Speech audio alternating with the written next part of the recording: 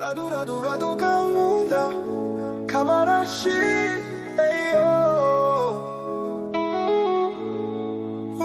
biragoye gushimisha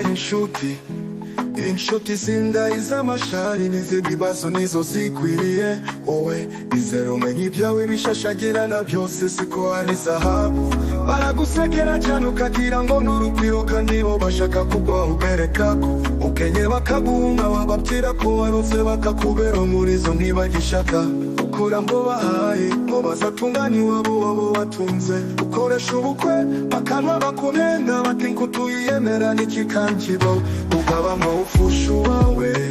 bagahurura ngo barebe kandi akiri muzima tawagusuye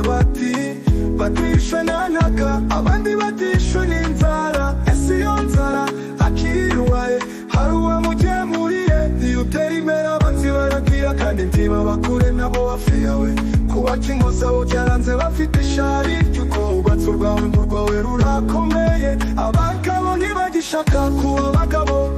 ahubwo abagore babo ngo nibabatunge gushaka kwabo si ukubaka abo ni gushaka baba barera umusore mbwa ajya bananungana na nyina uwo abonye ubwamburerwa nyina ntiyatinya gutumira ingutiya abagore n'umwambaro w'ababyeyi ariko umusore wayinjiyemo arinda gupfa akirimo kuba umugabo biraharanirwa